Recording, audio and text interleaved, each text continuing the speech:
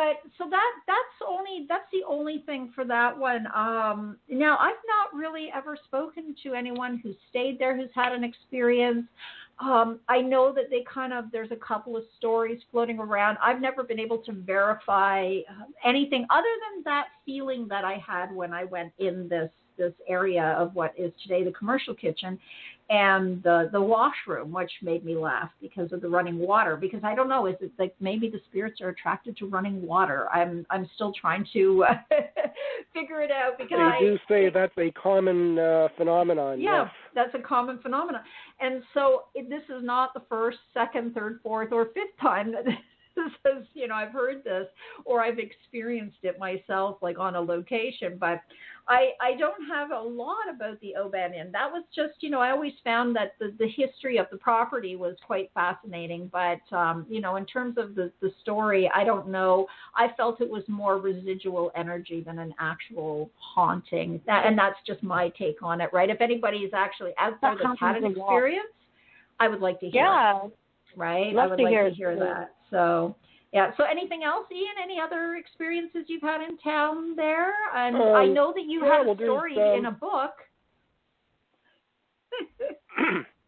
Well, that covers quite a little bit of what we've already talked about.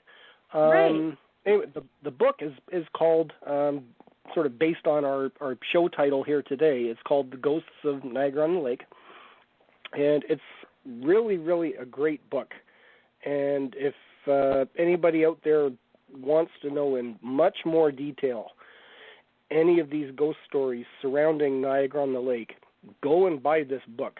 It's written by Andrew Hind and Maria da Silva. It's a fantastic book. So there's another place. It's known as Butler's Burial Ground. Okay, yeah, Butler's Barracks, yeah. Yes, it's, not the barracks, but it's an actual cemetery. Mm-hmm. All right, yeah, I know where it is. I'm John Butler, who was I guess we can call him a revolutionary loyalist. He was American, and he fought in the French and Indian War, fought in the American Revolution, and then after all that resided, he ended up across the Niagara River in Canada and acquired land, which became his farmstead, which is now the site of the burial ground. And he and his, his best ranger men that fought alongside him are buried in, there's a crypt there. As well as the Butler family plots, because that was his property. This crypt in recent years has suffered a lot of vandalism from, we'll call it local delinquents. And so what the town actually had to do was they had to bury the crypt. And so you go to this cemetery, and it's this great big hill, because it's the sod and everything that was filled in, and the only thing in this crypt that is actually sticking up out of the ground is just the very top stonework out of it, aside from the gravestones from the Butler family. And it's an odd place. You walk in there, and it just feels, I don't know, it feels off. That's the only way that I can describe it. Do you know what I mean? I do. You walk in, this wooded path, and it's very lovely and peaceful, and the birds are chirping, and then you set foot on this burial ground, and it's night and day. It just feels off. It's the only way I can describe it. Mm-hmm. Yeah, I've been through there myself. It is off-putting in there.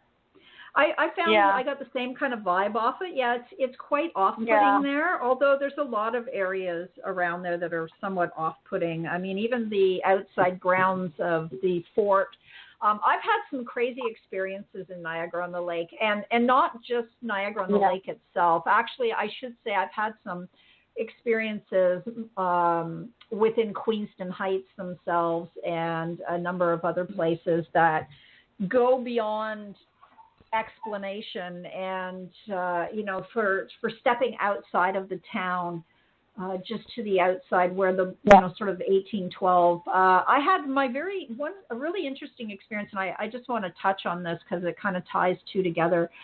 Ed and I were at Niagara on the Lake one day, and we were there, and then we drove home. And it takes us now about 45 minutes to get there. I was working in Niagara on the Lake, so it would take me about 45 minutes to get there. So we had come home. Now, many years previous, this was an experience around, I guess I was at university at the time for my archaeology degree, battlefield archaeology degree, and we were on site at a couple of locations in Queenston Heights for some field trips. And I happened to go metal detecting with my uncle at a couple of spots. Nobody heard that. That I had sort of discovered on our field trips. And, it's not like we were plundering anything out of the ground or doing anything like that. It was more just a curiosity thing. But we happened to go, and we went for a walk. And, Ian, you've been to Brock's Monument, right? Oh, yes. Right. Okay, so do you know where the incident happened, where he was killed and they took him? Okay, so one afternoon, my uncle and I, we were at the site in Queenston. We parked the car just outside of the Laura Secord homestead there, and don't even get me started on her. We walked up the hill, and we were going towards the spot where Brock was supposedly killed, right there. And so we're sort of wandering up the hill and walking along, and we're now in sort of a wooded area, right? And at the time of this sort of the battle, the skirmish of Niagara on the Lake, it was much more heavily wooded than it is now. And so there's a lot of new growth tree. But anyways, we're wandering up the hill, and I literally feel like I've been shot in the chest. I can feel it. Oh. It hits me. Boom, right? And I can see myself being dragged down the hill and propped up against a wall. And I'm like, this is really weird, right? So, you kind of go through this whole thing, and I'm sitting there. So I said to my uncle, I go, well, let's just follow that, right? Because my uncle's like this too. He's actually intuitive and a medium as well. So he's like, okay, let's go with this. So we go back down the hill, and we go along, and we find this little wall, and it's just a little old fieldstone wall, which I suspect was there. I think it's an old farm property wall at one point. It's just there. It's kind of random. It's in a sort of hidden spot. He starts running the metal detector across the ground, and don't we get a couple of hits? Beep, beep, beep, beep, beep, beep. So we start digging, and he finds a button off an officer's coat, and we also find a couple of pieces of grape shot, not actual, large lead balls like they would have, but grape shot, like so somebody had fired either a small grape shot cannon or something. But we found this. So the button was what always interested me, because I feel like this is where they took Brock. When he got shot. I still feel that to this day. I still am adamant that this was the spot that Brock was brought, because, and they put him against the wall and they propped him up there before they took him back to the fort. Just my interpretation.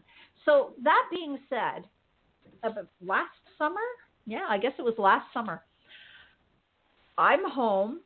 It's 7:00 at night. We've just had dinner, and all of a sudden, I get a visitation of an Indigenous gentleman who literally shows up at my house, and this is spirit. He's not, not alive. And he is telling me in his language, which I think we sort of figured out he was speaking Oneida. He essentially wanted me to drive, and I'm not kidding when I say this, back to the park. So Ian, imagine I'm in Port Colborne. I'm in my car. Ed and I, we're driving now. We go to the Brock Monument, but we're not at the Brock Monument. I can hear him talking to me the entire time. I have no idea what he's saying to me. I don't speak the language, right? So, but I can hear it, and he makes me walk over to, Ian, have you been to the Indigenous memorial that's there for the 1812? No, I haven't, not yet. Okay. So there's now an Indigenous memorial. This is where he starts me off, and he starts me walking in an easterly direction. And then we take and the place is packed. It's like 7 o'clock at night, 8 o'clock at night by this time. And there's some big, giant corporate picnic going on in the field on the other side. And there's all kinds of people. And here I am walking along, talking to myself when I'm not really, because I'm talking to the guy. Ed's behind me. And we're walking along. And I'm going east from this monument, and then suddenly we veer off and we go in a westerly direction, and we start walking up the hill towards, where the Laura Secord monument is, right? Yeah. So, yep. But not over there, because over there's a parking lot and then her monument. So, but we're heading in that direction, and we get up to the top of the hill, and it kind of gets up high at that one spot there. And you can see the Brock Monument is off to the left-hand side. The Laura Secord thing's off to the right-hand side. And then dead straight ahead, you can look out across the river, and you can see the other side, like you can see the river, right, from this spot. Well, I'm walking along, and we get to the sort of the crest of the hill there, and all of a sudden, he literally tells me, and I honestly, I don't even know how I interpret this stuff. I just feel it. It's like, so he makes me lie down on the ground, and I'm in this weird contorted position. I kid you not, my left leg is twisted around behind me, and my right arm is under my back, and I feel like I've been shot twice in the back, and I'm lying on the ground at this point. So now I'm looking up, and I look up, and through the trees, I can see, and I'm not even looking straight up, I'm kind of looking out, right? So I'm looking sort of over the crest, and I'm lying there. And what's happening at this point? The sun's going down. The sun is right there, staring me in the face as it's going down, and the sky is bright freaking red. I have a photograph, actually, of the spot with the sun, because I took a picture of it. But I'm lying there, and I can feel my life draining from my body as I'm watching the sun go down. So thankfully, this is not a real thing, but it's, it's a perceived, this is what he's showing me. So I'm trying to decipher from what's happening from this person who was very insistent on me going there, showing me this path that he, I guess, was running, shot in the back twice, falls to the ground, and it just happens to be the sun is setting, and this is the last thing he sees. Wow. Weird, right? Really weird. Like I said, it was so weird, I took a picture of the sun, and from that position, I actually pulled my camera out of my pocket and took a photograph. So I'll post that up on the Halfpenny Dreadful so you can see it. I still have it. But I'd like to see that.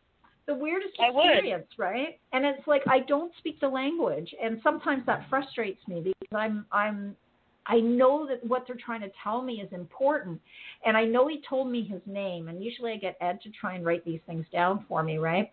But it was just I felt like he was obviously one of the indigenous persons that was, whether he was, and this was part of this is where the Americans were at that time, right? So I don't know if he was shot by the British or if he was shot by the Americans.